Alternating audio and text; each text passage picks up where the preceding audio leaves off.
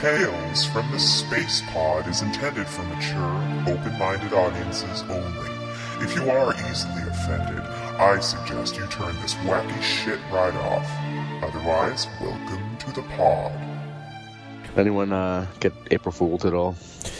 No, Not really. I don't think so. Well, I did, let me tell you. Oh, let's hear it. I only got April Fooled once. Was it pregnancy involved? No. So that was the goal. No. I woke up 5 minutes late on Monday. What day was it? Was it Friday? Yeah, Friday. I woke up 5 minutes late. And I thought to myself, I can be 6 minutes late. And I went to pull up Pornhub. And Pornhub had been replaced entirely with Cornhub. Pornhub. Every video on Pornhub was just the fucking stick of butter going up and down a corn. That's pretty like a clever. bunch of corn gun. It was pretty funny. Made me laugh. Clever, and I was like, God damn it, now I'm going to be 7 minutes late. Yeah, what's your backup? you gotta have a backup to Pornhub when it's gotta go down. You know what? It was like an emergency. If I was like in the zombie apocalypse for a moment. Huh, little wake and shake, huh? It got annoying. I had to find the real porn. Yeah. It's like, har, I need it now. Okay, it's not funny Joke's anymore. over. How do I click through? That's funny. Yeah, that is fucking hilarious. I approve of that. Cornhub. I bet a lot of people were late for work, though. Do a lot of people hit porn before work? No, not so much. Is that a thing?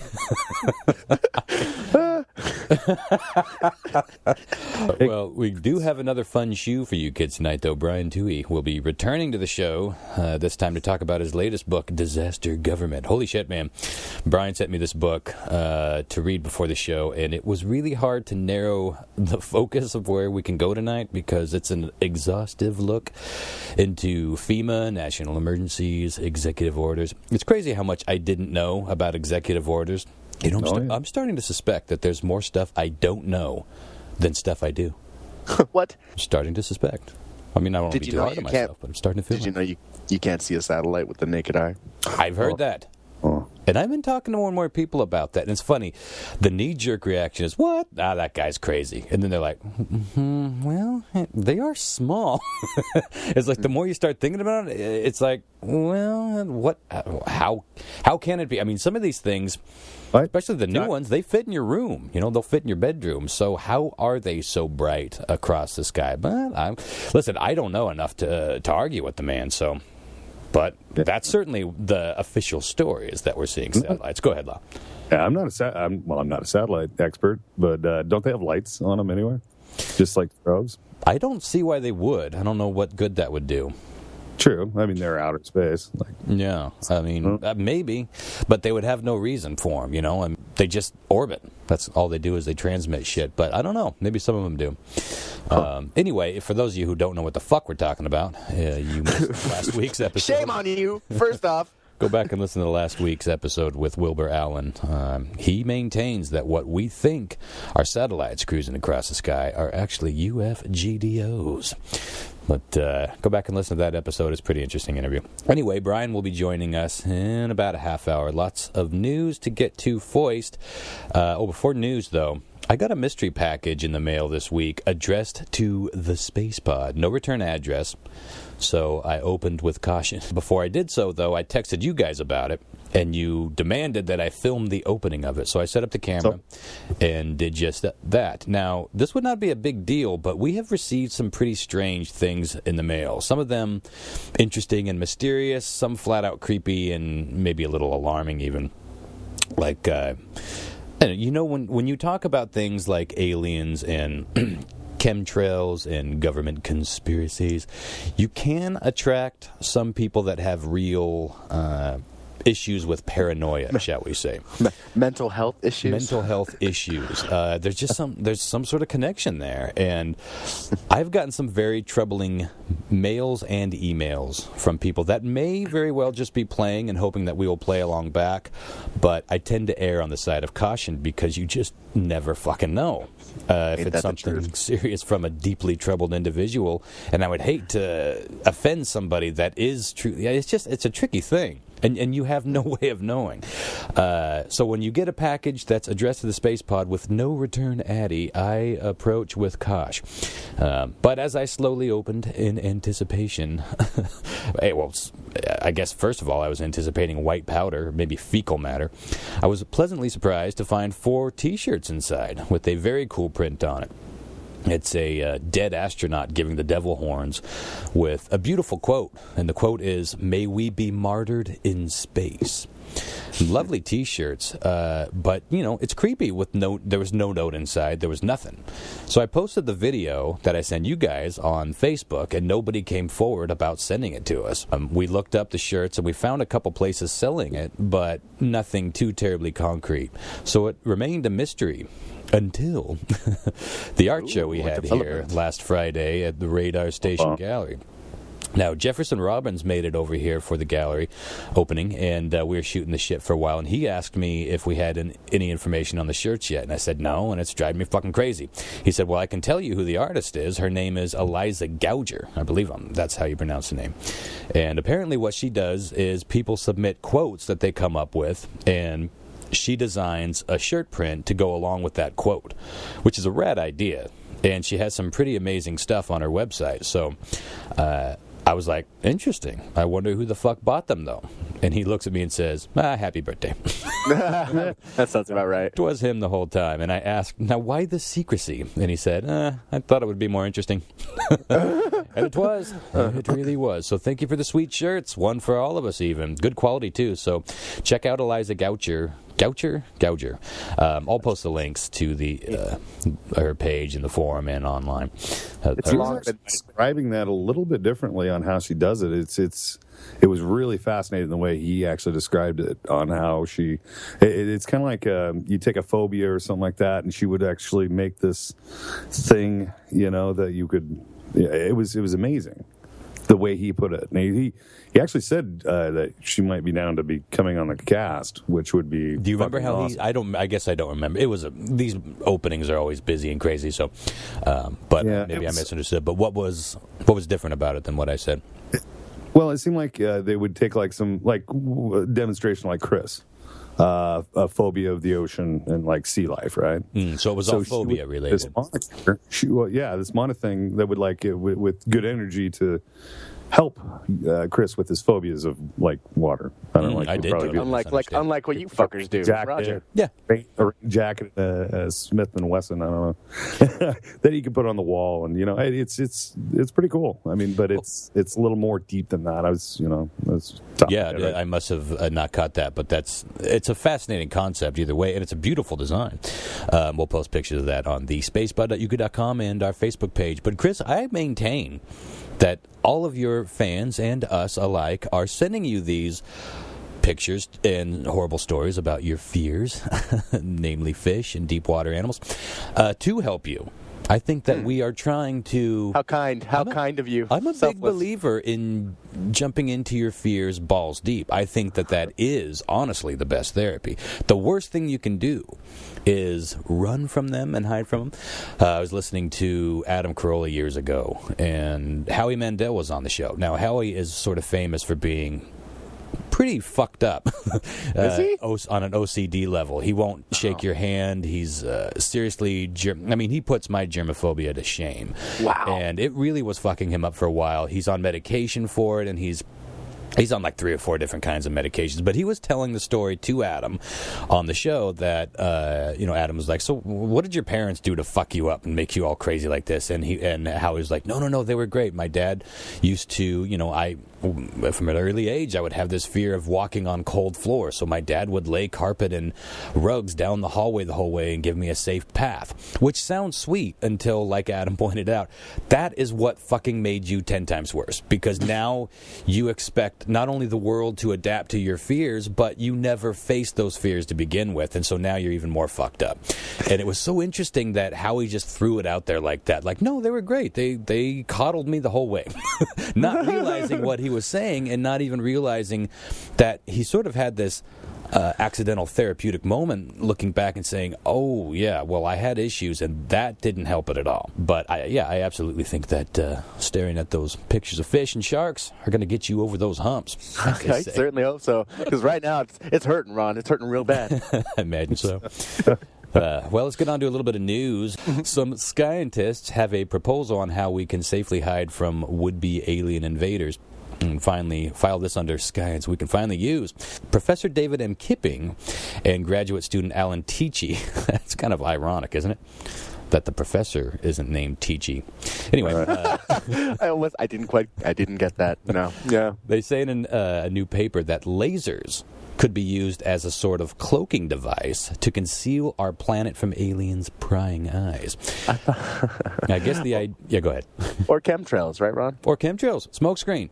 Mm-hmm. Their idea involves bouncing lasers off distant star systems, which may contain alien inhabitants to counteract the light differentiation that occurs when the Earth passes in front of the sun. It's simply an optical trick and, a way to cloak the Earth from faraway eyes. They claim this is no pipe dream, by the way, and they even say that this could be done right now with existing laser technology. Now, if this seems a little silly even to try, remember that a lot of our top scientists warn that the only reason aliens would ever travel here would be bad ones. Stephen Make It Rain Hawking has expressed similar concerns, for God's sake.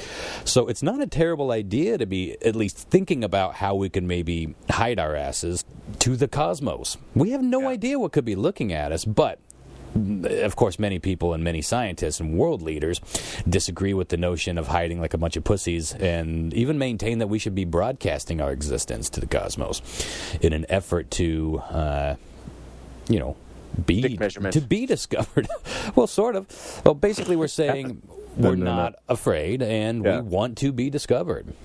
I think we've been doing that for the last 3 generations. There's a lot of people that think that's a bad fucking idea. Again, Stephen Hawking was one of them. He maintains we shouldn't go looking for ET because whatever we find will be bad for us. And I don't know what he's basing that on, but go ahead, Lon. How would he say it? That is a mistake. More, honey. Thank you. And this has been Stephen Hawking Theater. Stephen Make It Rain Hawking. There's a T-shirt for Eliza Goucher. Oh, God. Sitting in his chair making it rain. Mm-hmm. Anyway, according to their paper that was published online, emitting a 30-megawatt laser for 10 hours once a year would be enough. That's how quickly we pass in front of the sun, I guess, from outside our own solar system to conceal our transit signal and visible light. But that's comparable, they say, to the amount of energy needed to run about 70 homes over the course of a year. So it'd be a fairly affordable thing to do. But again, many mainstream scientists say that the idea is pointless anyway because it assumes, one, that the aliens are no more advanced than we are and wouldn't be able to detect us through some other means. But anyway, I wanted to know what you guys think about this. Do you think we should hide like little pussies, or should we broadcast our existence and hell or high water, whatever comes? I think if it's the same amount of power equivalent to powering a few houses for a year, mm-hmm. But why not? I don't know. I like the thought of embracing, death. Well, no, it's not necessarily death. I mean, it could be just the simple fact that maybe we were placed here, years and eons ago. Dinosaurs were first, and they said fuck them, and that shit went down. And then, who knows? It could be beneficial to both sides. It could be, amazing. It could be maybe old ancestors. You never know. It just could be anything. I do like the idea that aliens picked us up from somewhere or created us and dropped us off here. But I especially like the idea that they may have picked up dinosaurs from Dinosaur Planet and dropped a few off here. Right? There's dinosaurs in space somewhere, and they are the OG dinosaurs. Let's see who'd win. Fight. And now throw some comments in there and see if Creed can stop them. But segue that to that Jupiter video. Mm-hmm. Well, I feel like hiding is rarely the way to true advancement in any circ.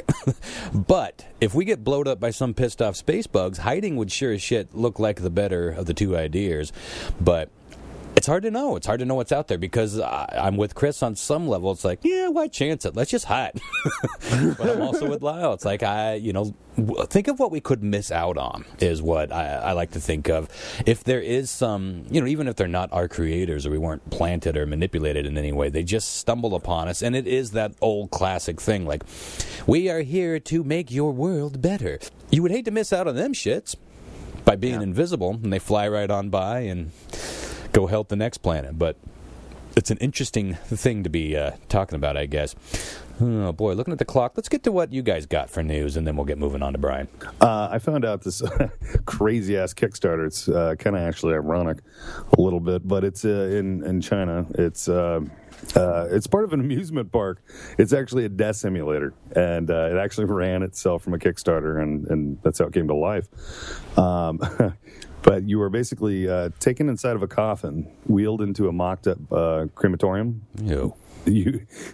You're actually blasted with heat, and then the light. There's a simulation of a light.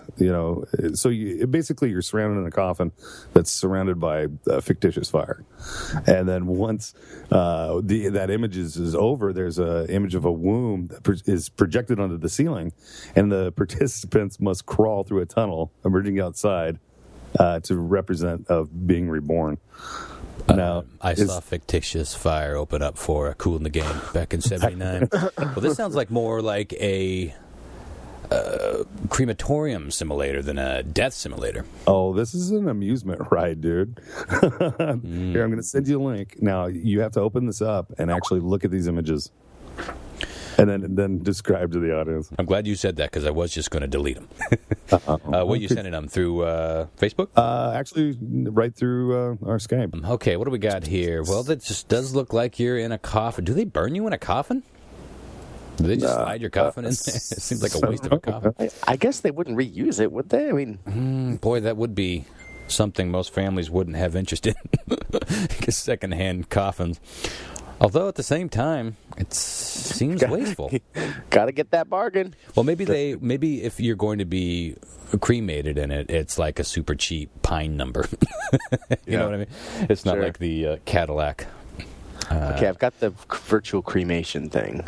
Okay, so what's happening there where he's coming out of that white vagina? It looks is that rebirth? Yeah. Oh, it is. It's rebirth. People can also experience rebirth through a circular hole. Isn't that great? These are Asians, yeah? Yeah. Yeah, only Asians do shit like this. You think once the rest of the world's obsessed with going into them. And tentacles. Hey! You never know when John Mark's going to chime in. Love it. What is the tentacle thing? Because that goes back to ancient times. There are ancient, beautiful paintings of Japanese geishas fucking squid. Where did that start and why, I wonder? And why did it hold? I don't know. It's really weird, though. Suction cups, mainly. I'm not against it. It's not my thing, but it's intriguing, right? It's a very specific. Would you even call it a fetish? It's got to be some sort of cultural thing, right? It seems to be. I'm sure there's plenty of Americans that are into tentacle porn, I guess. Hot dog porn. Hot dog porn, yeah. Anywho, well, I don't feel like I would want to go on that ride. I don't know. I have a healthy fear of death, but I don't really have an unhealthy. Some people have an unhealthy fear of death where they obsess over it and they're like, they imagine it. Like I went through a phase where I was really obsessed, and I even wrote a short story. The short story is called The Inevitable Outcome of the Man Who Was Obsessed with What It Would Feel Like to be Shot in the Brain with a Bullet. It's quite a title. That's the exact title, and it basically tells the whole story. It was about a guy, and it was semi-autobiographical, who obsessed with that. I wonder what that initial feeling, of course it wouldn't last long, and would it last even long enough to register as pain? It seemed like there'd be a little tiny pinch and then lights out. But some people have shot themselves with small enough caliber guns that they had to do it a couple of times. What did they feel? What a strange thing to have a bullet have ripped through your brain and still have enough wits about you to fire that second bullet, right? Really? Yeah, there was one. I don't know, man. This is a famous gangster, part of the Untouchables, who shot himself twice. There's a couple famous stories where people had to shoot themselves more than once. Christ almighty. Wow. Yeah, as if you weren't having a shitty enough day. You've decided whatever is going on in life, it ain't worth going through. Yeah. You got to shoot yourself twice? Fuck that. Get yourself a better gun, son. Or better aim. Do better. Yeah, but do better bullets. Kill yourself better. Yeah. Anyway. What a failure. What you guys got before we get Brian on? I just sent over a little YouTube clip. I try not to read anything when you open this. I just want you to watch the video. It's a 1-minute clip. And it's the future and something really cool. Looks like we got something that looks like Mars. Sandy, rocky. Is this the one that you sent us the other day? I don't think so. If I did, I might have. Maybe. Well, maybe it's possible. But this is all done. The ground. Did it look like a corn on the cob with butter?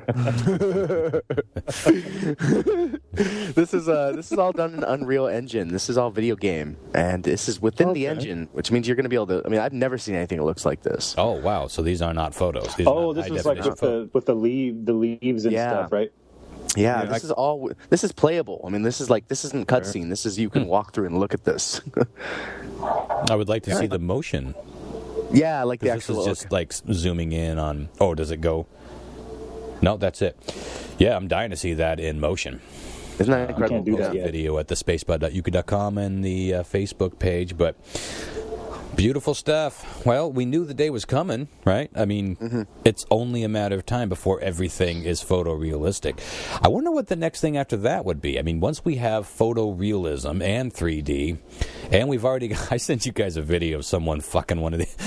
going back to Asia. Someone fucking one of these little virtual sex devices, and he's like playing with the gelatinous titties, and this machine is fucking him. It's like totally jacking him off while he's seeing, I believe it's like anime porn on this one, but there will be something like that where we will be immersed in all that. I saw gelatinous titties open up for Creed once. With hands wide open, one on each comet there. Well, I wonder what the next thing will be, though, because we will have it all in terms of graphics. I mean, you can only get so realistic and so 3D, and then what will be left? Will that be the end of the great graphics chase, I'm going to be disappointed if there's no, like, hollow cubes, like in Star Wars, where it's there, They don't have to be, like flesh tone, but just, like, 3D there. Well, I suppose that will be the next thing. You won't be looking at something on a screen or with goggles at all. It will be a holograph, true like holograph or something. Although they've got that. What was I just looking at? I was looking at something where military people were like virtually hugging their family. Like This is some project that's a Kickstarter. They have a couple of. I'll try to find that and post it online. But they have a couple of prototypes. But it didn't look like. Save me, Obi-Wan Kenobi, you're my only hope. It wasn't all, monochromatic and flickery. It looked like somebody was standing in the room with you. But anyway, a little background noise, I think, on your end, John Mark. Somebody... sorry. Someone's doing stuff. That's all right. Anything else before we get Brian on the shizzo? I'm trying to send you guys a link real quick. Just a second. Who's putting together IKEA furniture back there? Where's that damn L wrench? Isn't it Adam Eagle's birthday? It is. We should give him a little eagle. You got that handy laugh? Give me 1 second. He got a Gap one for me. Let's all wish Adam Eagle a soaring birthday. Sorry. What's the cue? Wait. I thought I was hearing a chicken sound. I say, let's all give Adam Eagle a soaring birthday wish. Like a glove. Like a glove. Happy birthday, my friend. Okay, what do you got, John Mark? John Mark? I'm trying. I fucking hate technology. I'm trying to send you guys a link to a video of a realistic. It's like a velociraptor in a parking garage. You guys seen that? Oh, yeah, I've seen this. Yeah. Maybe this is you guys. I'm gonna take a chance and say that this is you guys and send this over. See what happens. What are you sending it through? And why don't you know who it is? Why is it us? Because I'm using multiple devices. I'm using my iPad to send this, and because that's where I have it saved. And so Well, this is a picture of you and your girlfriend having sex. Is that what you wanted? well, damn it, I sent the wrong thing. Okay, I've not God. seen this. So this is Oh, it's great. Yeah. being Oh, trained this is with a hilarious. lifelike robot dinosaur. Okay. You haven't seen this? Christ almighty. No, I'm surprised.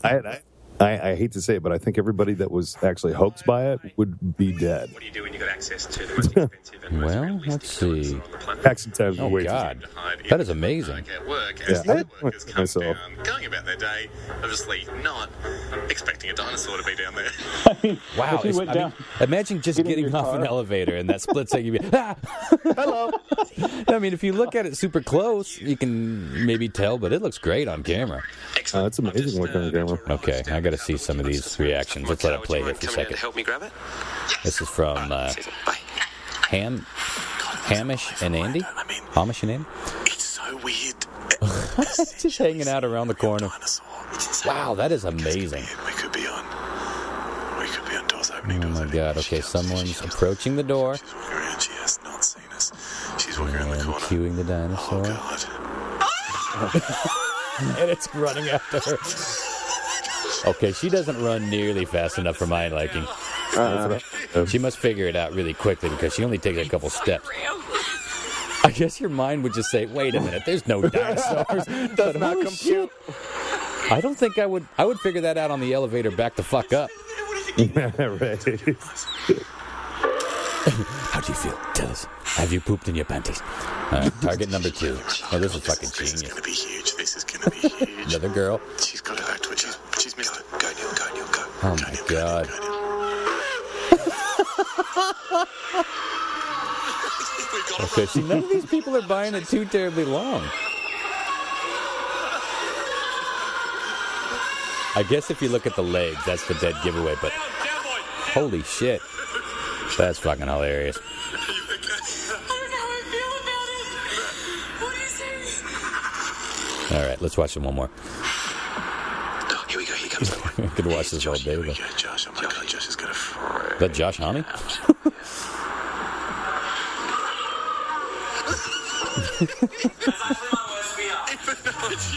That's pretty great. I'm disappointed that I didn't see that earlier. Disappointed in my friends for not sending me them shits online, son. Right, what the- That would get me at least... Boy, I don't know. It's hard to say how I'd react. Well, think about it. If you're walking from Comic-Con, you're in a parking garage, you get up in the elevator, you go out to your car, and right before you get there, you saw something like that. Well, you know? see, Comic-Con, I would probably be like, oh, okay, what do we got here? What movie are they promoting? But if you're just coming out of work... Tuesday night. Yeah, exactly, in like some business park. Holy shit, you would not be expecting Wenatchee. a Wenatchee dinosaur. proper. I would not expect that coming out of the Bruce Hotel.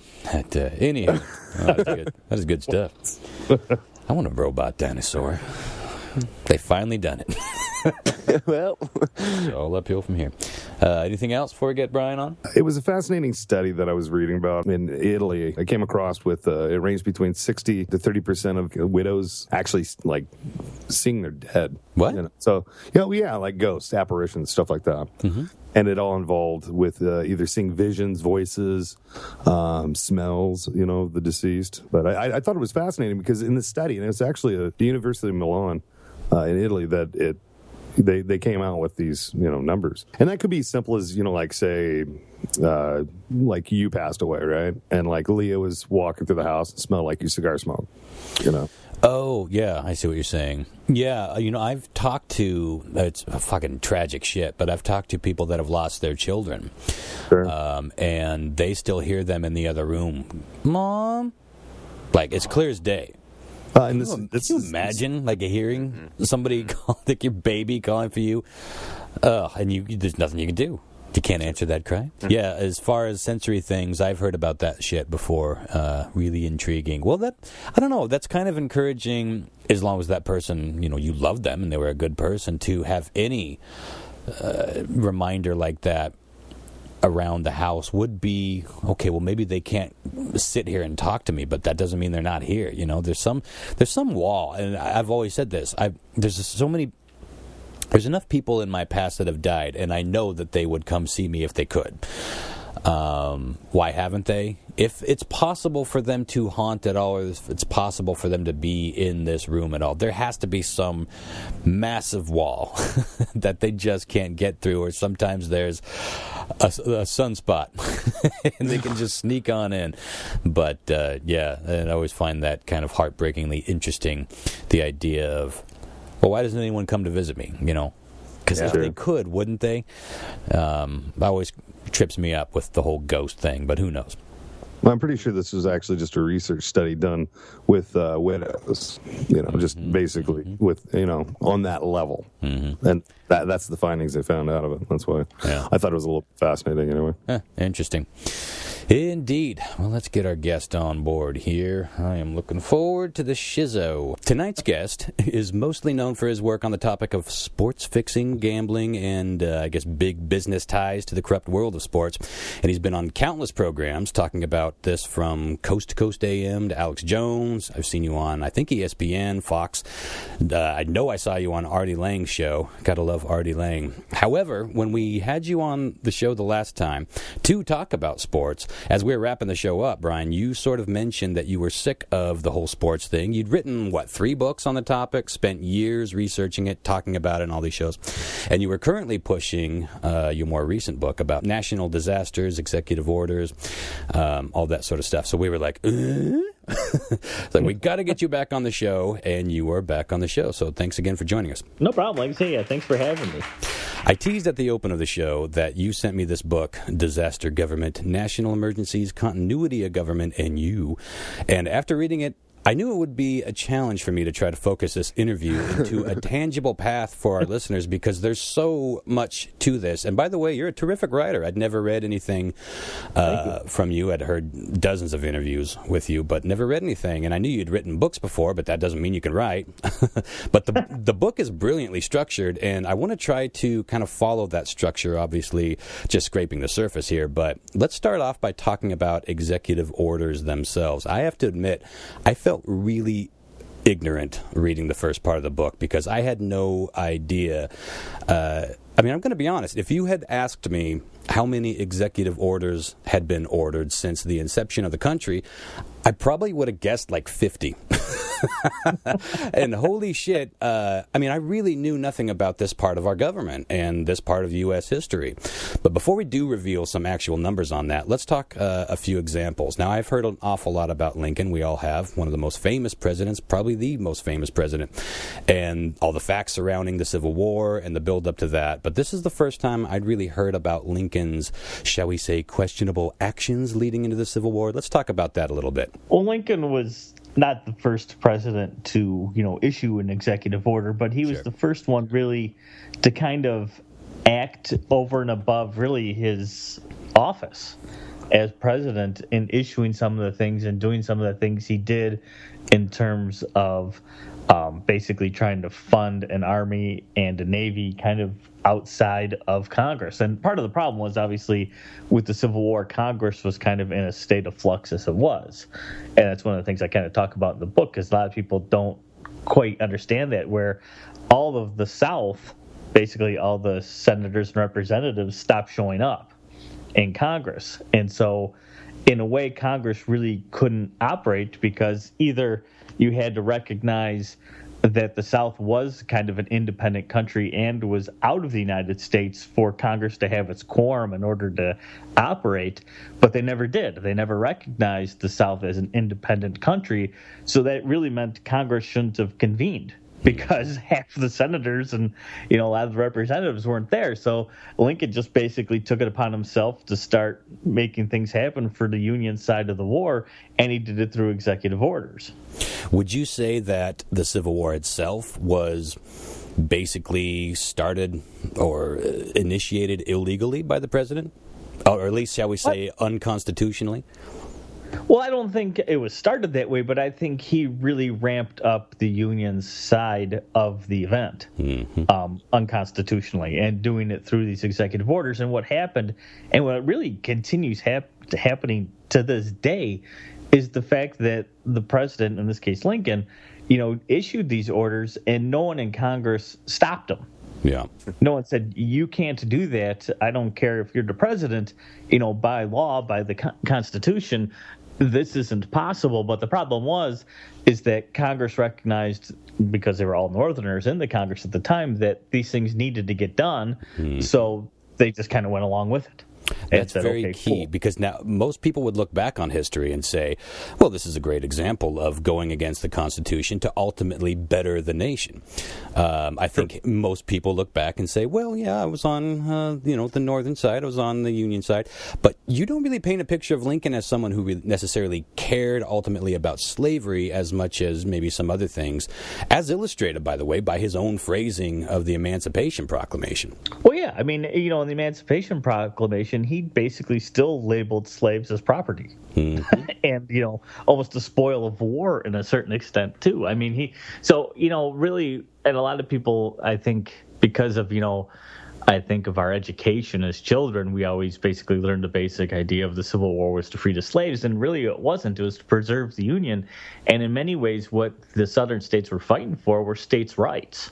Yeah. And who holds the power in this country? Is it the federal government, or is it should be in the states' hands? And slavery became this key issue amongst it. But it was really about, okay, we as a state say we should be able to do this. The Constitution doesn't forbid this, so why can't we do it? And that's really what I think the Civil War was about and what it was fought over. And you can really almost tell, because from the moment the Civil War ended, the federal government's power grew, and it's continued to grow up until today. Pawns of war. Well, I want to talk about the numbers because I'm sure this will blow the minds of many. It's more than 50 kids. I can't wait to talk about FDR. But approximately how many executive orders have been issued since the birth of the nation, Brian? I don't remember the exact number, but it was in the tens of thousands. Tens of thousands, yeah. Again, it was like around 13,000 or something. I forget the number. 50 was what I would have guessed. I mean, I felt so ignorant, but the reigning champ is FDR with a whopping 3,500 plus orders. Now that's a lot. To be fair, he was president longer than anyone else. This was an unprecedented time in U.S. Day. Say it again. That was the part. He was issuing like 1.5 executive orders a day or something ridiculous. How did he have time to do anything but write executive orders? But this was an unprecedented time in U.S. history. I mean, you had the Dust Bowl disaster, you had the Great Depression, you had World War II. Still, what gives? I mean, 3,500? Well, and I mean, it's one of those things where the problem was that Congress didn't stop the guy. And again, it should have stepped in. And like you say, this comes up over and over again. It happens with Lincoln, it happens with FDR, and it happens later on, even up to today with Bush and even now Obama. The Congress has not tried to take back the power it rightfully should have, and instead has allowed the president in a way to govern through these executive orders, which really aren't laws. And that's the crazy part. I mean, they're not laws, but they're almost treated as such in some cases. In other cases, they're not treated as such. And the president has even said, I think Obama even said, I can govern through my own declarations, basically. But at the same time, he said, I'm not adhere to them. I may not follow them. Yeah. So, I mean, it's a bizarre thing that exists in the federal government, and yet nobody, like I say, is stepped in to try to curtail the practice of these being issued. Well, let's move ahead to Executive Order 9066. Now, if you think that Lincoln was a good example or a positive example of an executive order power, 9066 will at least point out how this can be a very shitty thing. What was 9066? Well, I believe, and again, it's been a little while since I wrote the book, so some of these numbers get confused, but I believe that was FDR's basically the order to intern all Japanese American citizens during World War II. And it's funny because I didn't know until I wrote the book and did some research. It wasn't just Japanese Americans, and even though that's all it's talked about, they actually did intern some German and Italian Americans as well. Yeah. Because they're the Axis powers. And so, I mean, here's a situation which was really clearly unconstitutional. I mean, these were American citizens that were basically thrown into jail. Yeah. Based on this executive order. And again, nobody stepped in to stop it. Including the Supreme Court, who later on deemed those actions to be 100% constitutional. The Supreme Court. unbelievable. But again, this was all made possible by an executive order, folks. So I'm trying to set the stage, as Brian does in his book, how this shit can happen. But here's some more executive order happy presidents throughout U.S. history. I thought it would be interesting to kind of go through some of these. Second behind FDR was Woodrow Wilson at around 1800, and then Coolidge at around 1200. Then Teddy Roosevelt around 1,000. Now, more recently, Carter had 320, Reagan had 381, Bush Sr. 166, Clinton 364, George W. 291, and currently Obama is sitting at 226. Whatever you say about executive orders, saying that they are a rarity is not one of them, right? These things are not rare. Yeah, I mean, and that's like I say, I think a lot of people, and it's funny because reading some of them are just bizarre. I mean, they're like, why was it even done? But that's the way they operate. I mean, they do other things as well. I mean, presidents, issue declarations and these other things that, again, are sometimes noticed, sometimes not noticed, sometimes they're followed, sometimes they're not followed. I mean, I think Bush wrote an executive order basically about, what was it about? Almost like an executive order about balancing the federal budget that no one even came close to paying attention to. So, I mean, they just issue these things kind of haphazardly, but yet some of them, like I say, almost carry the weight of law. Well, some of the ones that you list in your book, reading those terms of these orders, it seems purposefully confusing about what the power even entails, but I guess the bottom line is these executive orders sort of give the government the power to at least temporarily ignore the rights and laws of and for the American people, right? I mean, that's the whole point of it. Yeah, well, and that's the scary part of it all, and that's what leads to, I'm sure what you're leading to here, too, is national emergencies, which opens up a bigger, door as it is. And, it's funny because basically only the president's someone who can declare a national emergency, and when you find out what is a national emergency, you have to stop and think, well, how is that a national emergency? And how can the president... And conversely, the things that you would think would be national emergencies aren't. Like, I mean, close your eyes and picture a national emergency. I'm sure one of the things that are going to pop up, Hurricane Katrina. Was that a national emergency as declared by our government? No, not at all. No. Give us some examples of some of the more confusing events, because there are plenty in the book where you're just like, that isn't. How does that even affect our country? But anyway, how about a few of those? And the funny thing is, I mean, you really can't think of something that, in many ways, that would be a national emergency. Because, I mean, when you think national emergency, that's something that in many ways should really affect the entire nation. Everybody, because sure.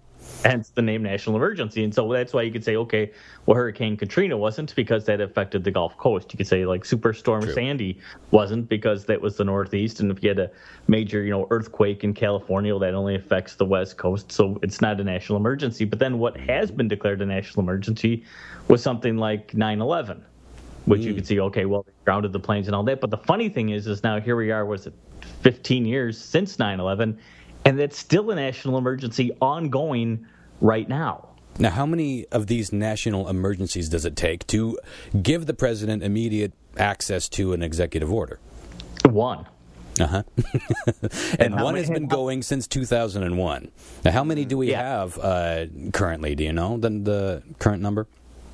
My last count, and it's probably been a year or so, was I think we are under 24 separate national emergencies right now. Mm-hmm. That's how the federal government is technically operating under 24 different national emergencies. And what they relate to, and what you're alluding to, was the fact that, the political conditions in Belarus is a national emergency for the United States. The political conditions in Zimbabwe, I think, are a national emergency to the United States and several other countries as well.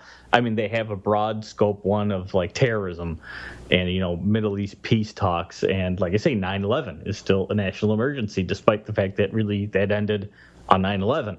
Yeah, 2001. It was over. It was a 24-hour thing, and it was really technically over. But here we are, 15 years later, and the government's still operating under this national emergency. And I think what it is these national emergencies related to other countries and even terrorism are important because many of them were enacted during Bush's reign. And despite the fact that, the Democrats took over the presidency with Obama, nothing's changed under Obama. It is really just the way the federal government is operating. And it's because that almost allows them to put the Army and the Navy and the Air Force and the Marines in action in these countries if they want to, because it's considered a threat to our national security. And that's what it boils down to. Is really they're not necessarily national emergencies, they're actually more or less national security emergencies, which really has a different tone. Yeah. But that's not how they enact them. They enact them as national emergencies. But I think what it is it gives the president and the Pentagon a way to react and proactively even attack these countries because they're deemed potential threats to our security. It's awfully convenient. And when you were laying out some of these examples and the inconsistency of what constitutes declaring a national emergency, this is where I threw my book down and looked up at my cat and screamed, "This is bullshit!" And like most of the tomfuckery that the government pulls, it's so obviously bullshit. But I still know that a lot of people will be thinking, okay, it's scary that they can do this, but after thousands and thousands of these things being issued, the government has never really used them to take over the American people or do anything too terribly egregious, although I think many Japanese Americans would disagree with that last part. But, a lot of people will be thinking, why should I be so worried about this? I mean, they're not taking us over. They're not throwing us all in jail. Why should I be concerned with this? Yet is the key word, I think, for a lot of people. Well, what was and that's what it is. It harkens back really to the Cold War. And what it is the government, in the fear of having a nuclear war or nuclear attack against us, it started all these plans and contingency programs to basically protect, supposedly, the country, but also mainly protect the government and the people who were running the government at the time in case of a war. And so the government gave itself all these powers, and that are wide-ranging. I mean, it involves, rationing food, water, energy. They can control your car. They can control your means of transportation, the waterways, the skyways. They control everything, basically based off a national emergency. So, in essence, when you have these 24 national emergencies right now, in essence, if Obama wanted to, he could pick any one of the 24 and then enact all of these draconian ideas that were based on the 1950s in a nuclear war, but actually officially enact them today and literally take over the country in almost like a coup, but do so perfectly legally just based off of one of these 24 national emergencies. Right. So it is worth at least thinking about. Even if you again, if people hear that and think, well, but he hasn't yet, it is a yet situation. I really do think it is just a yet situation. But you mentioned in the book that we don't really think about nukes that much anymore, at least the general population, and I totally agree with that. The average Joe certainly doesn't, but we fucking should. I mean, how many nukes are in America right now? Do we even know? Thousands, right? Yeah. Oh, yeah. Even despite the fact that we have these treaties, I've heard just recently, actually, that Obama supposedly actually increased the number of nuclear warheads the federal government had in its possession rather than lessening the amount, which is what the treaties I think are supposed to say. But I think what they are is they've created these more tactical nukes which fall under a different heading in the peace treaties or whatever they've signed in the past. Yeah. So there's tons out there, and a nuclear war is still a very viable and frightening fact that we live under that cloud, and it's never going to go away anymore. Yeah, well, it's funny because I grew up in the 80s, and even then it was still all Cold War-y and shit. And we had Red Dawn, we had Rocky IV. I grew up being terrified that we were going to get our asses blown up by a nuclear war from them damn Ruskies, But it seems like around the 90s, people just stopped talking about it. And, from time to time you would hear about something, these suitcase nukes or the dirty bombs, but not much else. Well, it's funny because I grew up in the 80s, too. I was born in the early 70s, and I remember even getting in our house, basically evacuation plans. Yeah. Whereas if the government told us, the bombs are coming, here's where you need to get to and to get out of the way. This is 30 years after duck and cover. Not long ago that this is a real thing. Yeah. And that's all gone away. People don't talk about it anymore. Well, let's jump ahead to FEMA. When and where did FEMA come from, and how did that affect the way national emergencies are handled? Well, FEMA's an outgrowth of a lot of this contingency planning, again, from the Cold War era. And what happened was the federal government built all these little independent agencies to handle a wide variety of things, be it a flood, an earthquake, even nuclear war. And under Carter in the late 70s, he put them all together under this heading of FEMA and said, okay, we're going to have one organization that runs all this stuff and can respond to whatever problems the country has. And what became an instant problem with FEMA is he put in, there's basically almost like 3 different areas within FEMA. One was like the military arm that came out of almost like civil defense from the 1950s and 60s. And then there was kind of a more response effort from like national disaster type of things. And then there was a third arm that was really scientific in terms of research and development and how to prepare and respond to these things. And the 3 sides never got along. And then he would never really put in the right head of FEMA to control things and figure out what to do. So FEMA's been a consistent screw up for the 3 decades it's been in action because they've never really had a good head of the agency to control all these different branches really within it and really create an effective response plan for any type of emergency that they have. Yeah, for an agency that has been set up for basically one specific overall job, they do seem to suck ass at it. Well, and finally, I mean, they have had actually the recent guy, and I forget his name. He came from, I believe, a fire protection background, and he instituted an idea which really was one of the first guys who started FEMA had was basically, look, if we have a terrorist attack or if we have a flood or if we have an earthquake or whatever disaster befalls the country where FEMA is needed, we really just need one response plan. And that is basically the people who are in trouble need food, water, and shelter. Mm-hmm. And everything else is kind of secondary. We just need response plan to get to that and get that to the people in need. But in between time, there was a whole thing where they had guys who were, running military operations under FEMA's heading and rounding up, hundreds of thousands of illegal aliens who they thought might storm the borders from Mexico. I mean, they had all these crazy plans and ideas that were just totally outside of FEMA's realm because some of these guys treated FEMA like a military agency, which it wasn't and never meant to be. Right. Well, we all expect the government to have contingency plans if shit goes down. The emergency relocation sites, as you say in the book. Do we have any proof that there are actual bunkers around the country in case shit really goes down? Oh, totally. Oh, yeah. I mean, there's one you can visit called the Greenbrier that you can actually go through and tour. And there's others that are known. I mean, there's like Mount Weather and there's Raven Rock. And the funny thing is, to me, is the fact that these are known and that these are known to be not just underground bases, but literally underground cities. I mean, one of them, I forget which one it was, where, I mean, they talk about how it has its own, like, street lights, and it has a reservoir, and it has, its own power station, this, that, and the other thing, where it's basically a city. But the fact is, if I could find out about it, and anybody doing, an internet, search could find out about it, that means obviously our enemies know about it, which makes it really completely ineffective. So that means they could be decoys? Yeah, well, that means they had to have built other ones that are out there that no one knows about. Sure. Because there's three in Washington State. There's 3? Yeah, where we live, yeah. You been to them, Lyle? No, there's one up north, one on the coast, and then one, I think, kind of by the Dalles. They're FEMA camps. Yeah, what about the FEMA camps? Do you look into those much, Brian? Because I keep hearing FEMA, for all their faults, have sort of become kind of a boogeyman of sorts in certain, circles. Is there anything to that? I mean, I hear stories of stockpiling of these mass amounts of coffins. I hear, exactly. Is there any truth to any of that?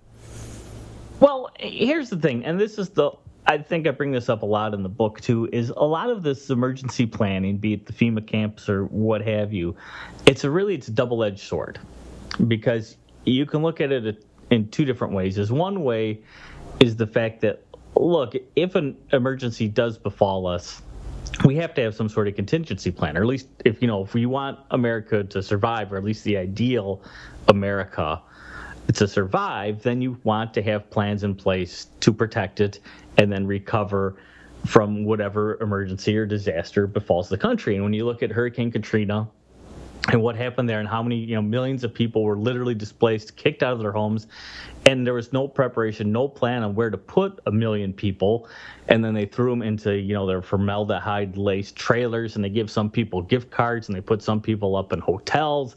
I mean, it was just a haphazard response to the emergency. They came up with the idea, okay, look, let's have specific places where we could send people who've lost their homes, whose homes have been damaged, so they have a place to live and recuperate and get back on their feet before they go back home. That makes sense, right? Mm-hmm. And that makes perfect sense. But at the same time, these plans and ideas and the laws that are behind them, if you read them with a certain thought in mind, as many people I think have with the FEMA camps, yes, it's a very true possibility that the way the laws are written and the way the government has built some of these contingency and continuity government plans, there are literally plans in place to round up tens of thousands of people who have considered dissenters basically to America and lock them away in these FEMA camps. Mm-hmm. So it's one of those things where, and you could go through a lot of things with these continuity government plans where it's like, well, wait a second. On one side, this does make really good sense, but if you want to interpret the law slightly, and not, you don't have to twist it too much, but if you want to interpret it slightly different, it raises a whole different boat of questions that makes you think, well, who are we protecting? Who are we trying to save? And what exactly is going to happen if something really weird does go down? Yeah. Well, it's interesting that you talk about the underground cities, because you close your eyes, you just hear the word bunker. You're probably thinking like a weed silo underground. But this is the government and the elite that we're talking about here, with bottomless pockets, because the money doesn't come from them ultimately. So of course they would have Earth down below. It'd be cave resorts.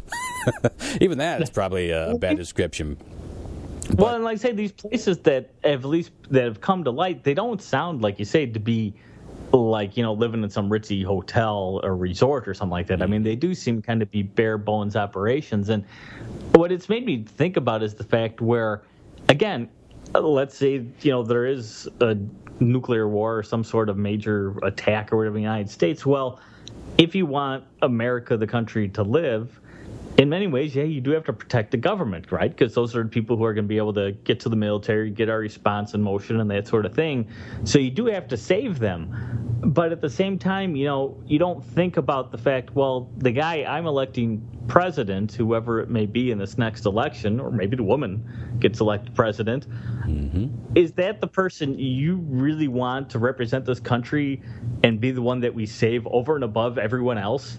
Right. You know what I mean? I mean, to me, that's changed the way I think about government, because in many ways, those are the people who are going to be saved. Those are the ones who we're going to put the most energy, money, and response into protecting. And are those really the people we want saved? That's really interesting. I would like to see an election happen out on a raft. And, you have different people from different walks of life, and you can only save one or two, and you just pick the ones that are worth saving. And those are our presidents. I kind of like that way of thinking. Let's reverse the process.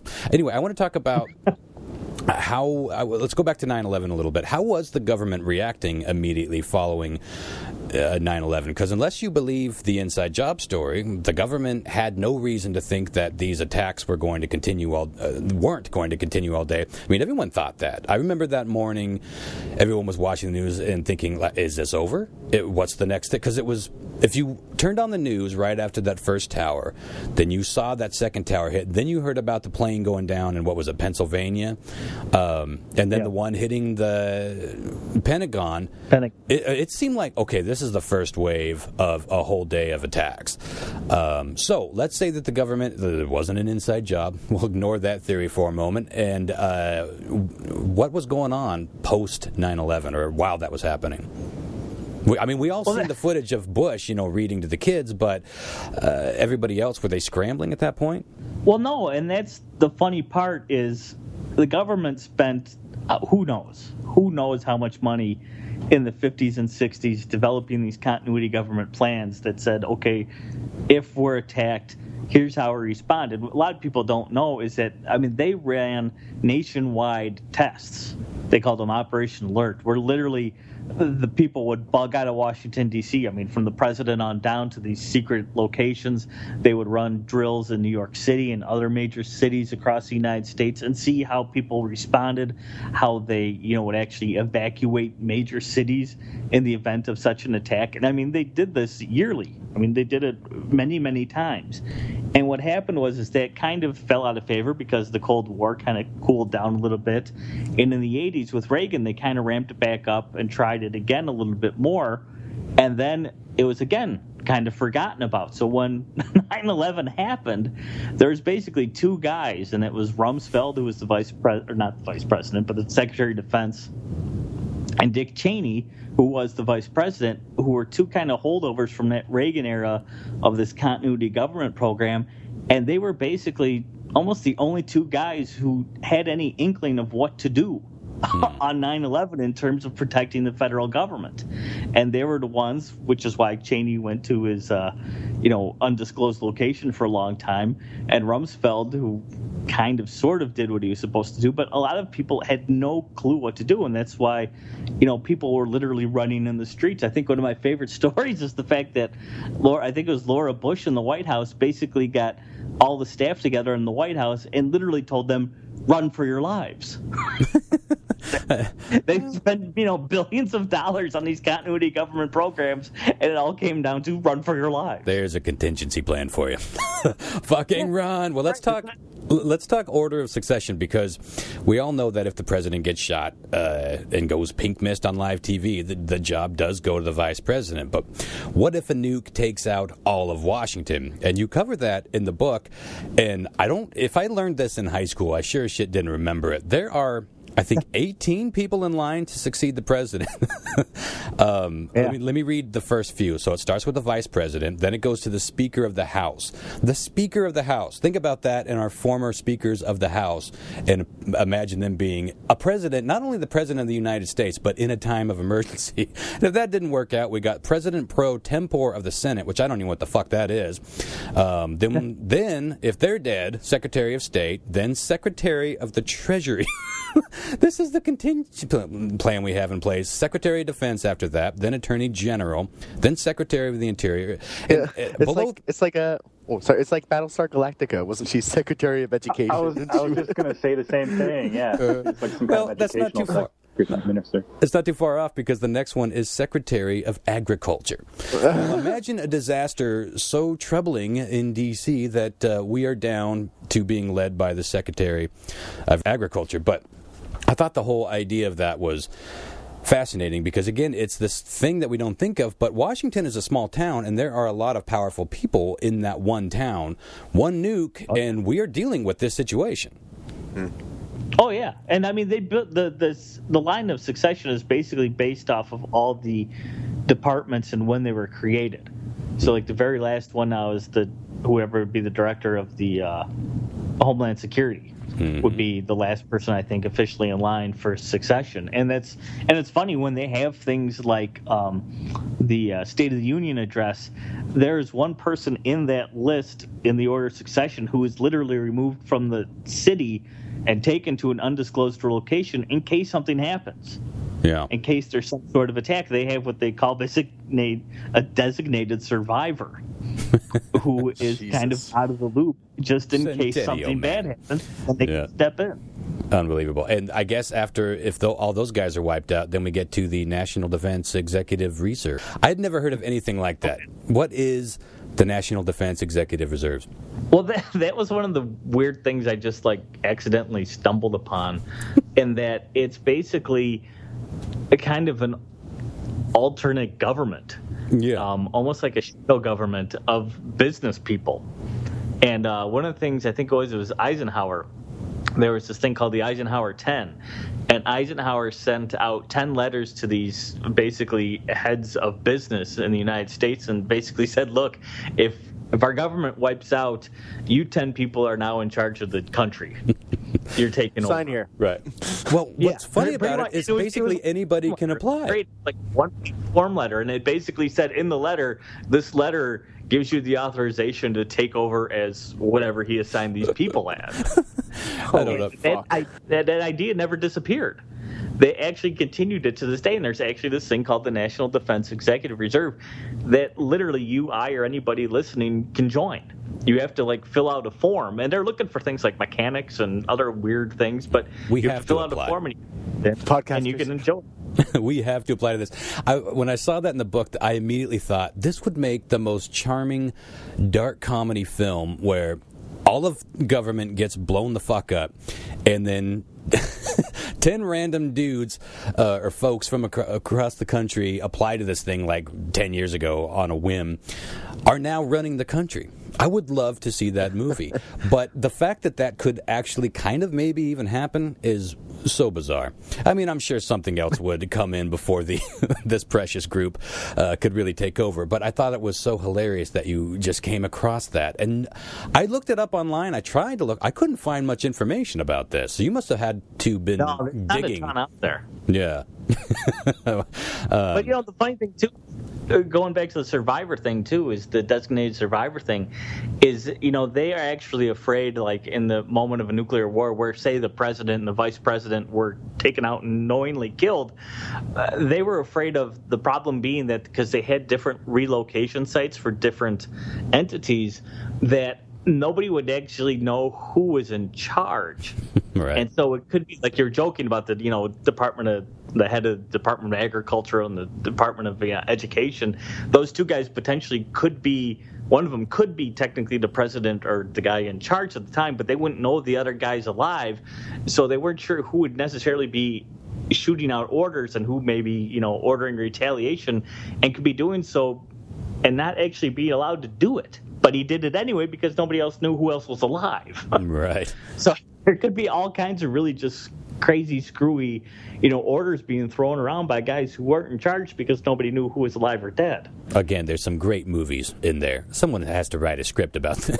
I mean, we've seen just about every other post-apocalyptic angle. This would be an amazing path to go down. And honestly, we couldn't make any bigger of a mess than the official government has with this shit. So I say let the reserves in, see what they can do. I mean, I really feel like this is all complicated by design, because everyone knows if you have to get some serious shit done, you need to simplify the terms, communicate clearly, and lead in an inspiring way. The first sign of tomfuckery is this bullshit, complicated. It reminds me of bad movie tech talk. Like someone who doesn't know shit about cars wrote a script about cars, and they say, this 69 Mustang has poly-barrel carbon tubes with full-on cauliflower turbo springs. You're just listening to it, and you don't even have to know about cars and know that they don't know what they're talking about. And would it need to read so complicated if they really wanted us to know what the fuck anything meant? I just feel like there was one of many eye-openers when I was reading some of these orders. It's just like, who writes this shit, and why is it written this way? Anyway, I want you guys to chime in before we get on to some... Brian, do you want to stick around and play a little round of news quiz with us? Do you got time for that? Sure, I'll give it a whirl. I want to give your book one more plug because, a lot of this stuff could read really dry, or it could be over-the-top doomsday stuff. And you found that sweet spot in the middle, and, it's gripping and intriguing, it's educational, and it made me get online and start looking shit up. To me, that's a home run, because if I'm chasing down other stories, I got to know more about that shit, it's good stuff. And the whole book is that way. I never stopped. I really had to try to... focus this conversation, and maybe we'll even have to have you back on again. Well, the funny thing is, too, and I was afraid when writing the book, is a lot of the times, because I almost started this out as a conspiracy book, and the more I dug into it, I realized this is no conspiracy theory. No. All this stuff is really real. But what I tried to do is, because a lot of times I'd see things cherry-picked out of, somebody would find some sort of executive order or something and just quote a line. Like a lot of times at the FEMA camps, they would just, quote a line. And it'd be like, well, is that really being taken out of context? So in a lot of the book, I would actually include as much as I could without trying to make it too boring and too governmental sounding. The actual, form, the actual whatever it was, the law or the thing enacted so you could read it, and because most of the times you can understand it, it's not written in legalese, you can read it, you can see this is really what the government is doing or had done in the past, and it should kind of make you sometimes go, really? That's what they did? That was their plan? That's what's going on right now? I mean, it should kind of make you stand up and take notice, because again, it's something a lot of people don't even contemplate. No. I mean, even think about that. Some of these things could happen, and the fact is it could happen tomorrow, and it could really happen tomorrow without something taking place, because these national emergencies are kind of just made up nonsense. Well, it reminds me on a much smaller scale of a couple years ago, Facebook. We even talked about it here on the podcast. Facebook when they brought out the Messenger app, everybody was freaking out, because if you really read the terms of terms of agreement or whatever, you would see that you were basically giving Facebook permission to access your microphone and your camera anytime they wanted, for whatever reason they wanted. I mean, it's right there. They worded that exactly that way. And then people came out and said, well, okay, what they're going to do with that, they need, let's say that you want to, use your microphone to ask, like you're asking Siri something or do something. And it was explained away like that. But that doesn't change the fact that they could. You have agreed that they could. That's the fucking point that a lot of people didn't seem to get with that story. It's funny because I just saw that story getting recirculated today, heading into this podcast. I thought that's kind of a perfect tie-in, because we don't read the terms of agreement. Am I saying that right? Sounds funny. Anyway, that's right. We don't read those terms to renew our iTunes, let alone what the entire fucking country is based on. We have no idea. I mean, I told you, I would have guessed 50 executive orders in the entire history of the United States. I feel like that's something that I should have learned, and maybe I did. I drank and I definitely didn't pay attention in school, but I don't feel like that's something that's talked about enough, or even what an executive order is. It's interesting how those two things are so closely related, that we don't go looking for something that's right there in front of this. You didn't, have to sneak into buildings and find this shit. This is all stuff that's accessible. By the way, is this the kind of stuff that got you on the FBI list? All these requests, these freedom of information requests? Oh, yeah. I got on. They put me on something called the Vexum filer list. Yeah, I remember bringing that up on the last show. I mean, 34 other guys, two of which I knew. Everyone wants to be exclusive. Oh, that's hilarious. You guys are having beers. You a Vexum? Yep, me too. Yeah. Well, the funny thing was, too, is writing this book, I did some Freedom of Information Act requests to U.S. Northcom, which is basically the army that's stationed in the United States, believe it or not, which is the first time that's happened since the Civil War. Mm-hmm. And I'm not exaggerating, about 6 months ago, like 5 years after I made the request, I finally got a response. Right on it. That's hilarious. We're going to get like little Easter eggs for the rest of your life. Something's going to pop up like, oh, yeah. Oh, yeah, that happens all the time. I do like going to the mailbox because I never know what I'll find. But it's funny. I mean, because it was one request that literally went to like U.S. Northcom. Then they switched it to like the Department of the Navy, who switched it to like the Army, who switched it back to Northcom, who switched it back to the Navy, who sent it back to Northcom. And then like 3 years later, I got a response. Yeah, nice. That's lovely.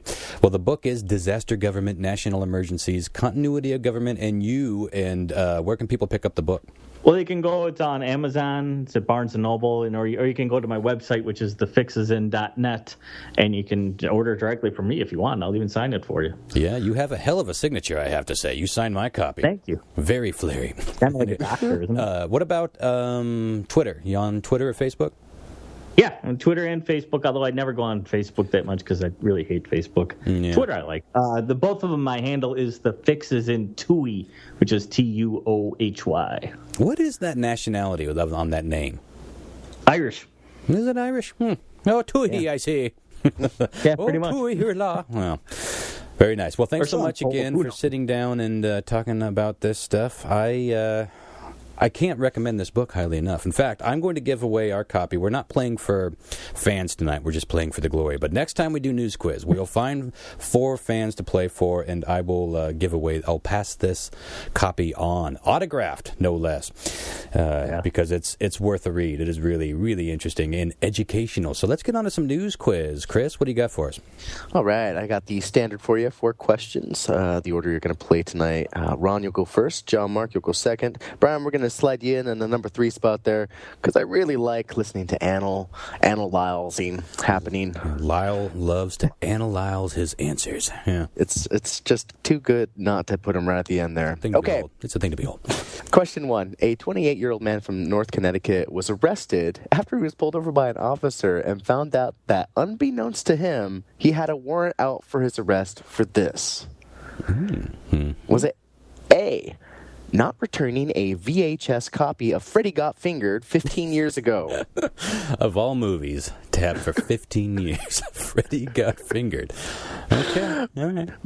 B, collecting copious amounts of rainwater at a campsite. Oh, we've talked about that shit. You can't collect rainwater in some states. Or C, not paying child support for the 7-year-old triplets he didn't know he had. Oh. Can you imagine finding out that you had not only 1, but 2, but 3? 3 kids you didn't know about? Whoa, what a shock. And getting arrested for it. Yeah. That's a hell of a way to find out. Monster. Okay, well, boy, do people still go chasing down VHS? That's my question on that one. I don't know if anyone cares anymore about VHS, but I could be wrong. I'm going to go with collecting rainwater at a campsite. Rainwater. Yeah. Too many stories in the last 10 years about collecting rainwater. John Mark? I'm going to go with A. You're going with the Freddy Got Fingered. Oh, I instantly doubt my choice. Go Tom Green. Freddy Got Fingered. Brian? Now, was the rental from a library or was it from a store? I did not specify. Oh, the library might chase you down. From a library, then, yeah, you actually could get in a lot of trouble for that. I have heard of people getting arrested for unpaid library fees. Is that the government? Does the government run the libraries? I'm sorry, Yeah. I did say in the answer from a video rental shop. Oh, video. Oh, video. No, okay. Then I'll take the triplets. The Just 'cause triplets. it's weird enough. Yeah. Yeah. Lyle? Oh, I want to analyze this very well, but it seems to me like the whole VHS is like on the old, what was it, the Laserdisc? It's old technology. Yeah. Yep. This isn't. The rainwater is a big deal. I know there's some. I think Oregon is a state that you can't, or you get in trouble. Yeah, well, we keep hearing stories about that, yeah. But I'm going to go with triplets because I could see if you had kids. I know some fucking weird stories due to people that went to the military. Girlfriend cheated with say a dude from a whole different race. Had the baby, was that mix, and still got stuck with child support. Yeah, that's tough. That's a bummer, man. They were in Iraq. You know what I mean? In Iraq and still had to pay fucking child support. Yeah. I'm going with triplets. Yeah. Huh, very interesting. All right. Question 2, and I want to take this moment to remind you can call in the lifeline at any time here and find out what the audience at home guessed Oh, that's most. right. So, Brian, Chris asks some of our Patreon supporters to play along with this game before we do the show. Okay. So they have answered already. So if you're stuck and you want a little help, you can ask for a lifeline. All right. Thank you. Question 2. A couple weeks back, the website Kotaku gave a brief update on a not-so-safe-for-work game that's coming out soon. In this game, your main focus is to do this. I don't know why I always have a fucking story about this. I apologize, but I don't apologize at the same time. Never apologize. It's not corn on the cob, is it? It's not Cornhub this time, Lyle. No. Cornhub. Is it a game about motorboating unexpected busty women? No. Huh. A game? A game. This is all about a game that's coming out. Okay. All right. Virtual reality game? I would love to know the scoring. How do you score in that game? Well, I guess you know. Uh-huh. Yeah. Is it B, a game about taking the best dick pic that you can? Oh, yeah. I bet there's a lot of people out there that are getting real good at that. I can make it look like art, son. Or is it C, a game where you shave perfect shapes into your partner's pubic hair? Yeah. Bronster. So we got motorboating, unexpected busty ladies, taking dick pics, or shaving pubes. Boy, one of these is real. This is what we're doing with technology and our free time, folks. This is why that suitcase nuke is coming.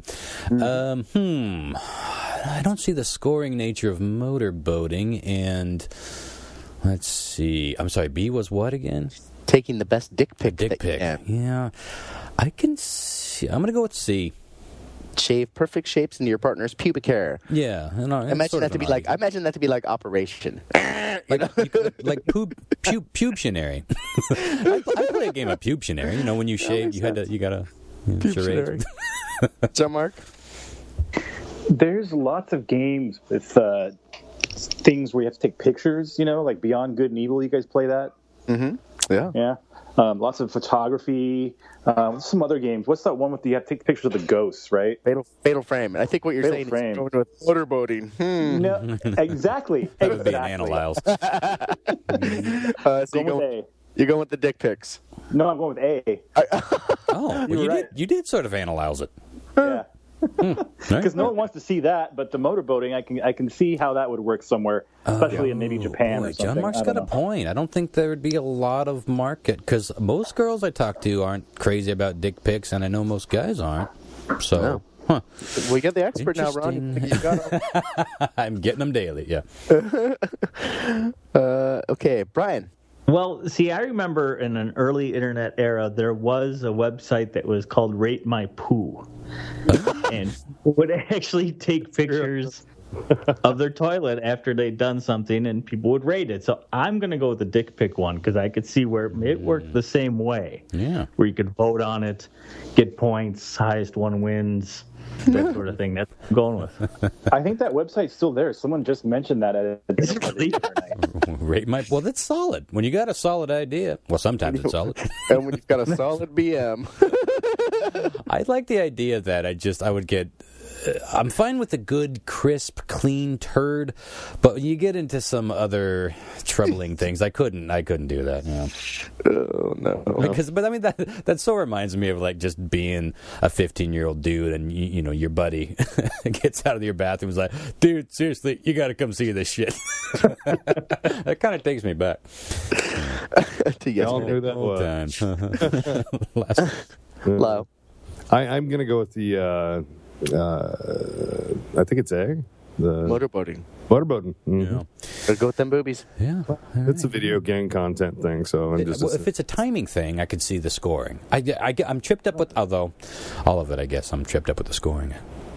This next question is it involves Steam. Steam is the online marketplace that Valve has put together for video games. Super popular if you're a PC gamer. Everyone uses Steam. Lau, you can attest to this, I'm certain. Yes, sir.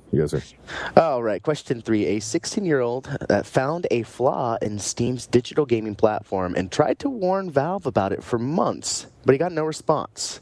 So he made a 45-second game where you get to do this and then published it to Steam without their approval, like showcasing the flaw, basically. Like, look at this fucking game I just made available on Steam. Oh, I like it. What was the game about? Was it A, watching paint dry? Yeah.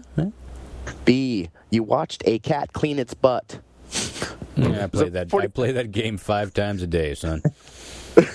Or is it C, you watched his middle-aged dad struggle on the crapper? You just see this guy, like the newspaper dad. Dear Jesus. Yeah, that day's coming. Wow, this is a complete guess. Well, I will go. Yeah. You're right, boy. Would they know this though? Our audience is. I think there's a lot of gamers out there. I'm going to go with the audience. Let's hear what they say. 67% of people went with watch a cat clean its butt. Ooh, see now. They could be just leaning that way because there's a butt in it. Or a cat. Both very popular online. I'll go with them, though. I'll go with watching a cat lick its butt. Okay. Close to home. John Mark? I feel like I should know this. Like, I've heard this story, but I can't for the life of me recall. So I'm going to go with A. Paint dry. And by the way, I don't know how you do that though, but you know, I whatever. use Steam all the time. You might be surprised, but I've probably downloaded 20 games from Steam.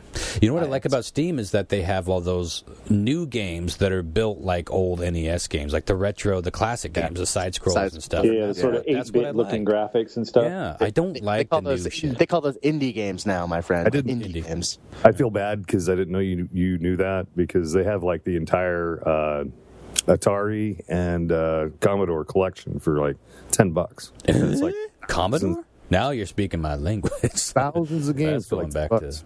Well, I'll have to look into that. Yeah, I haven't been on it in a while, but anyway. Brian.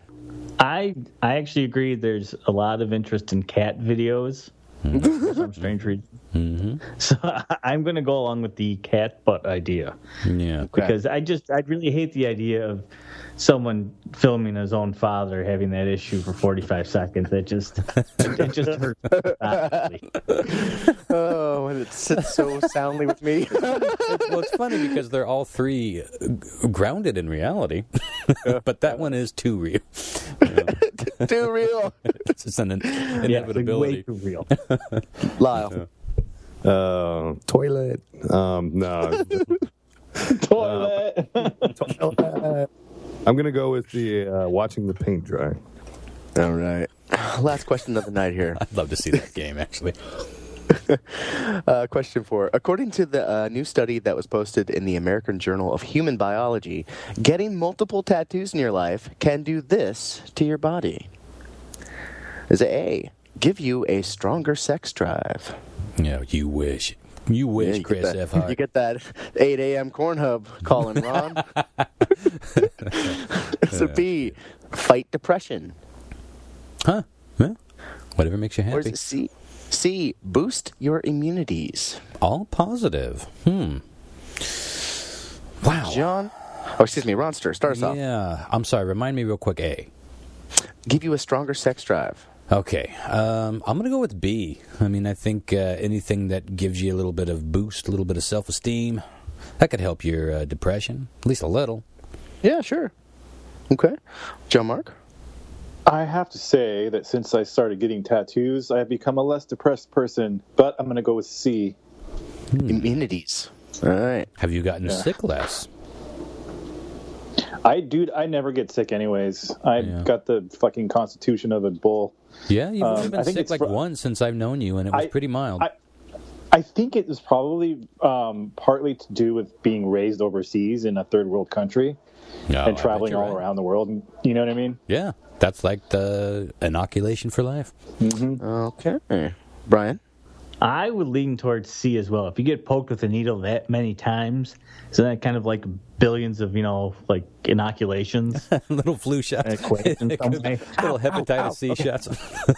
Or is it just the autism then? Or I don't know. I'm not sure. But I'm going to go combinations. That's funny. I didn't even think of that angle on it. That's interesting.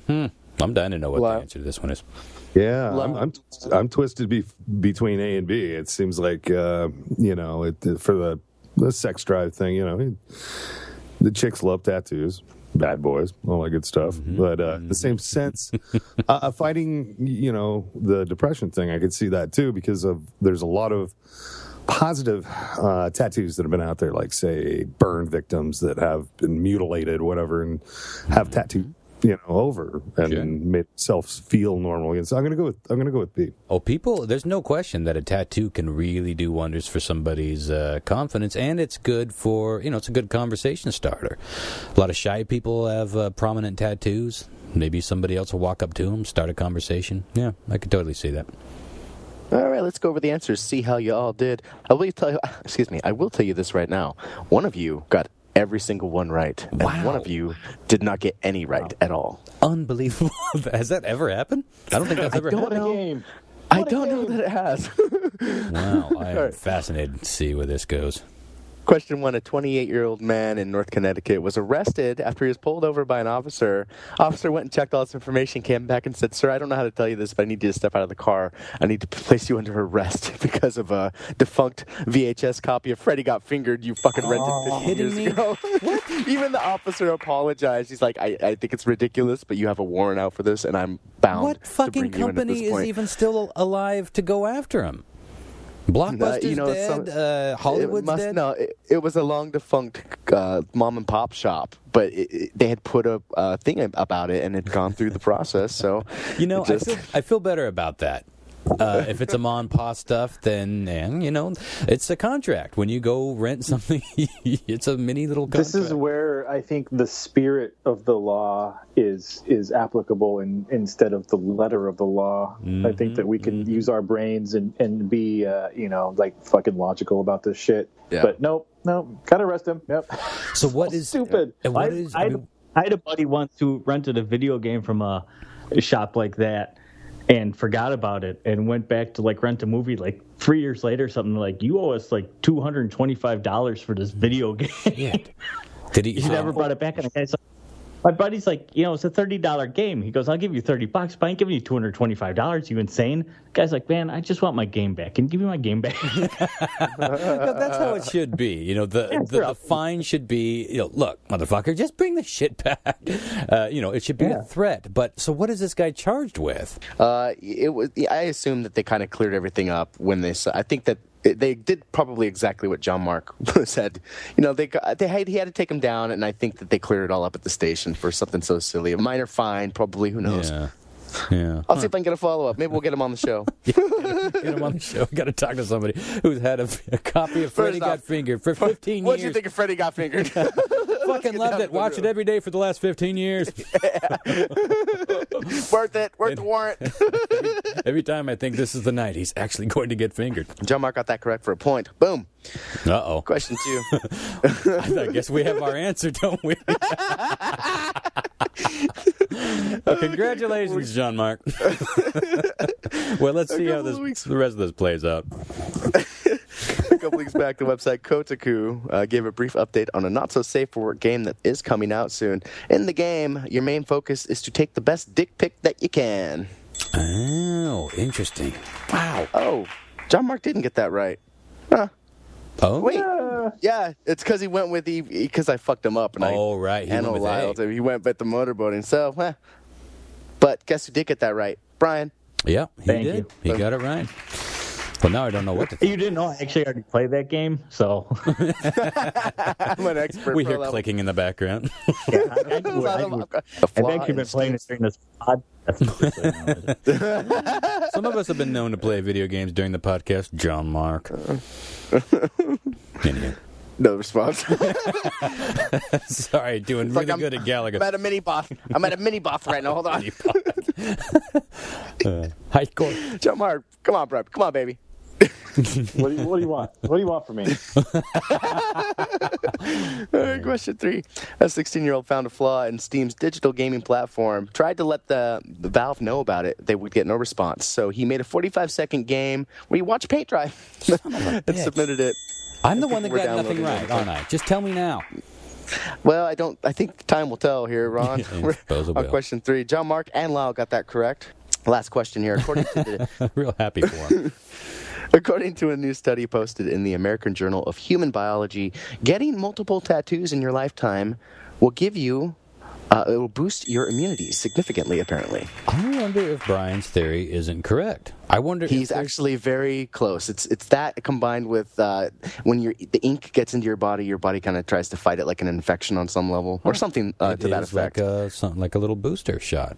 Yeah. That totally makes sense. Well, between that and these things, I mean, hygiene is very important in the tattooing world, but, sometimes shit slips through the cracks, and you got to imagine some minor stuff especially slips through. Well, that minor stuff over, years and years might actually add up to a pretty good immune system.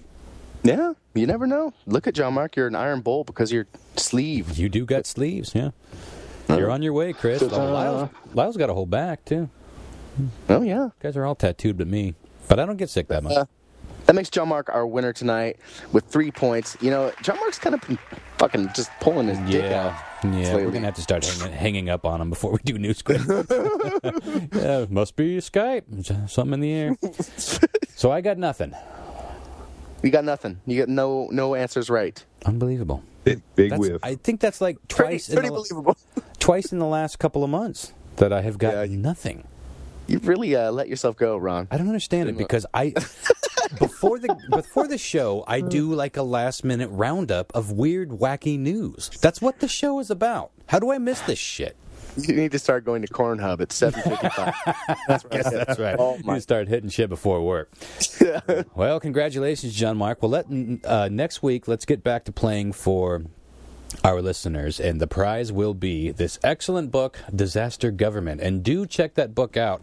Those of you that can't wait, get your paws on this thing. It is unbelievably well done. How long did it take you to put this book together? You must have been doing this for years. No, actually. You just made a liar out of me. Actually, I probably spent about, give or take, 2 years on it. Yeah. In that ballpark. Yeah, it's very, very thorough. I was left with nothing except, a lot of anger, frustration, but mostly, honestly, like I said, in myself, because I didn't read the terms of agreement.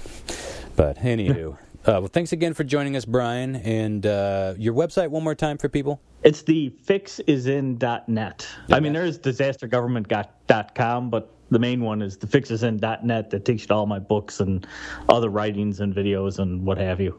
All right. Well, thanks so much for joining us. And I think we might have you back on the show if you're game. I feel like... anytime. I'm more than happy. This is one of those things where every one of those stories that I brought up, and I really was skimming through the book during the podcast, every one of those things could be a whole separate podcast. I would love to get into some of the earlier history of how this whole thing got going, because what I love about finding out about the early history of the U.S. in terms of actual documents is it starts so simple. And then it just gets crazier and crazier and crazier. And it's like, at some point, we should have gone backward and simplified it again, but we just sort of started redacting shit and renaming stuff. And terminology is a big part of all of this. The ever-changing terminology, and positions change, and agencies change, and responsibilities change. It's just this never-ending clusterfuck that never really gets fixed. We just kind of keep making a new branch of government to do something else. It never really gets simplified. Yeah, and that was the hard part of writing the book, was untangling all that. Yeah. Trying to figure out. Sometimes some of these agencies did the same things but overlapped in times of existence, and you'd be like, well, who was doing what and who was doing where? I mean, some of these times it was frustrating sometimes trying to figure all that out, but I did the best I could with what I had. But yeah, it's amazing how much that terminology does play a role in everything. Well, in the government. It's a great read, and it's good to have that stuff all right there in front of you. And again, in a very interesting, easy to read structure. Thanks again, Brian. And for the rest of you, Ron at BourneFilms.com. Send us your show ideas. Keep sending me those nude pictures. I do need more dick pics, gents. Brian, let me fill you in on this. I own an art gallery here in Washington State, and we're doing a show on nudes. And it's amazing. I've been asking for people to send me their nude photos and, saying they can crop it out. I'll pin it up on the wall. We want it covered with nudes. We're going to have nude paintings, nude sculptures, even nude models in the gallery. I've probably got 98% female nude pictures being sent to me and almost no dudes. It's a fascinating thing. See, we're already getting some sort of statement from the show, and it hasn't even occurred yet. But Ron at BourneFilms.com, send me those photos, and the spacepod.yuku.com. Join the discussion, or find us on Facebook.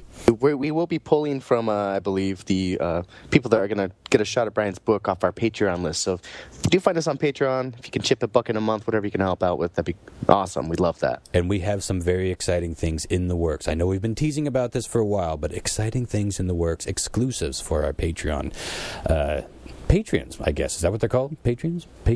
Yeah. Patreon patrons. Sure. More on that very soon. Until next week, we will be talking about 9/11. Thanks, guys. See ya. See y'all. Thanks. Bye.